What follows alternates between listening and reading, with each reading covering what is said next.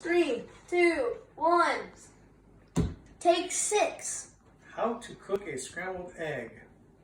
First, get the eggs out of the refrigerator and gently set them on the counter next to the burner.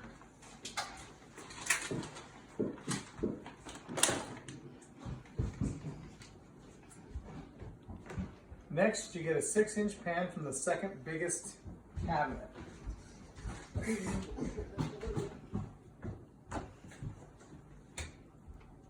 Then put the pan on the top left-hand corner burner. No! It's a fail! Good.